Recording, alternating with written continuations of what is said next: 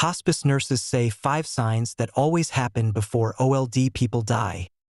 Did you know that many hospice nurses can often sense when someone is close to dying? It's not magic. It's years of quiet, careful observation. They recognize subtle, recurring patterns that emerge in a person's final days.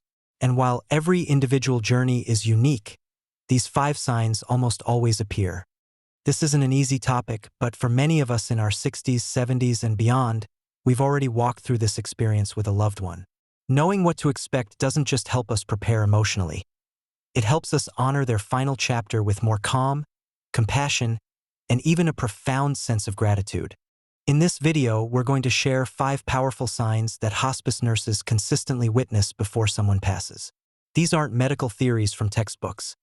They are the lived patterns observed by those who sit at the bedside, hold hands in silence, and witness the quiet details families often miss.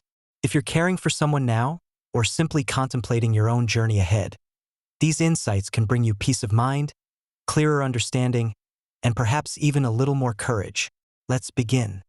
Sign number 1, withdrawal from the outside world. One of the first things hospice nurses notice is a quiet pulling away from the world. It's a subtle shift. Less talking, more time with eyes closed. Phone calls might go unanswered, and visitors are met with a soft smile but fewer words. It's as if the person is gently turning their attention inward. This isn't sadness or depression. Nurses often describe this withdrawal as peaceful, even purposeful. Think of it like a dimmer switch, not a sudden blackout. The noise and needs of the world begin to feel less important. While it can be confusing or even hurtful to loved ones when someone stops eating or responding, nurses explain this as the body and mind conserving energy for what's ahead. Walter, aged 84, who was once the life of every room, in his final days, asked for fewer visitors, kept blinds closed, and simply smiled when his daughter asked to watch their favorite show, saying, "Not today." Nurses reassured her it wasn't rejection, but quiet reflection. Psychologically, this phase is about detachment, a private preparation. Sometimes, the most loving thing we can do is simply sit beside them, without needing anything in return. Sign number 2, changes in breathing patterns. Another powerful sign hospice nurses witness is a noticeable shift in breathing. This may start with longer pauses, shallow inhales, or a rhythmic pattern known as Cheyne-Stokes breathing. It can be startling, with stretches of silence followed by a sudden deep breath. To a family member, it can feel scary, like something is wrong. However, nurses who have witnessed hundreds of final hours often say this isn't a sign of pain, but a sign of transition. The body is doing what it knows how to do, slowly letting go. Dorothy, aged 79, a choir singer, had breath that came like quiet waves. Her daughter found peace by matching her own breath to her mother's soft, calm rhythm. Physiologically, this happens as the brain's signals to the lungs begin to slow. The body isn't struggling. It's simplifying, expending no more effort than necessary. Psychologically, some experts believe this is the body drawing attention inward, creating a rhythm leading towards stillness.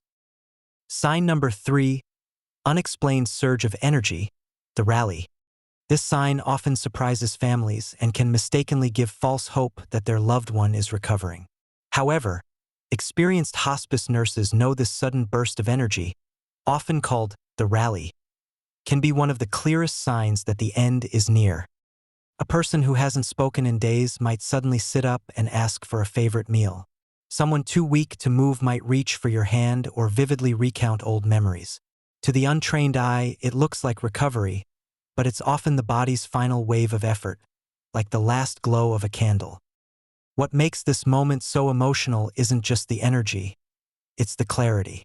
Many who have been confused or restless suddenly become lucid. They might say things they've been holding on to, express deep gratitude, or offer last bits of advice or forgiveness.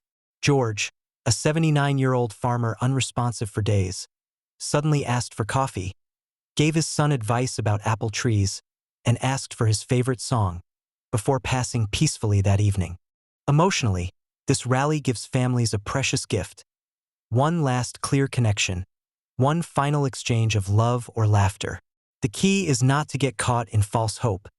It's a sacred happening. If you are lucky enough to be there during that surge, simply be present. Listen. Say what you need to say. Sign number 4. Change in skin appearance and temperature. As the body begins to shut down, circulation slows, leading to noticeable changes in the skin. This typically happens as blood flow is directed towards vital organs, causing the extremities, hands, feet, fingers, and toes to become cooler to the touch.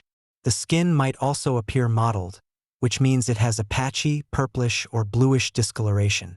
This often starts in the feet and moves upwards.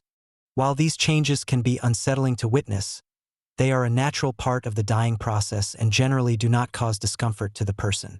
Hospice nurses understand that these are outward signs of internal physiological changes, not indicators of suffering.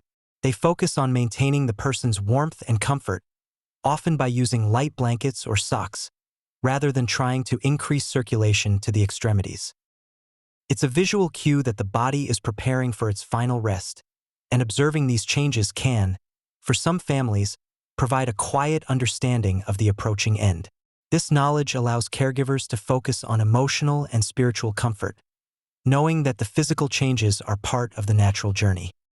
Sign number 5. Final breathing pattern changes. The death rattle.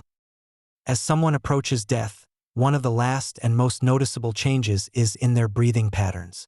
It's often not painful, but can be startling if you haven't witnessed it before. Hospice nurses are trained to interpret these changes not as something to fear, but as the body's way of slowly letting go. One common pattern is an irregular, slower, and eventually more shallow breath, sometimes accompanied by longer pauses.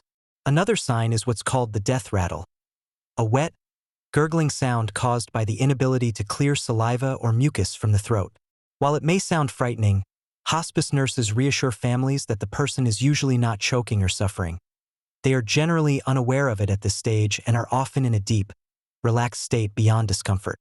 Nurses may adjust their position or use medication to ease the sound, but the main goal is comfort, not control. Carol, aged 82, had been unconscious for days. Her daughter held her hand as Carol's breathing slowed and paused, then gently stopped. That quiet rhythm, though strange, offered a chance for a gentle goodbye. Breathing changes are often one of the last signs before death, nature's way of helping the body transition. Being calmly and lovingly present means more than any medical measure. Final thoughts of the topic: finding peace in understanding. If you've made it this far, I want to thank you. This isn't an easy topic, but it's one we all must face, either for someone we love or, one day, for ourselves. Knowing what to expect doesn't remove the sadness, but it can bring a calm confidence, one rooted in understanding rather than fear. Hospice nurses often say that death, in many ways, is like birth. It has its rhythm, its signs, and just as a newborn takes its first breath into the world, the dying take their final breath out of it. Neither should be rushed, neither should be feared, just held gently, lovingly, and with grace. If you've been beside someone during their final days, you know what a sacred moment it can be. The quiet hours, the touch of a hand, the stillness that follows. It's not about doing something heroic. It's about being there. That presence, your presence, is the most powerful comfort anyone can offer. So whether you're preparing for what lies ahead or reflecting on what's already passed, I hope this video gave you something to hold on to. A little more clarity, a little more peace, and a whole lot more compassion. If you found this video helpful and want to see more content that truly makes a difference in your life, please like this video, share it with someone who needs it, and most importantly, subscribe to Happy Life Secrets. Your support signals to YouTube that our content is valuable, boosting our channel in the algorithm so we can reach and help even more people live healthier, happier lives. Thank you for watching, and we look forward to seeing you in the next video.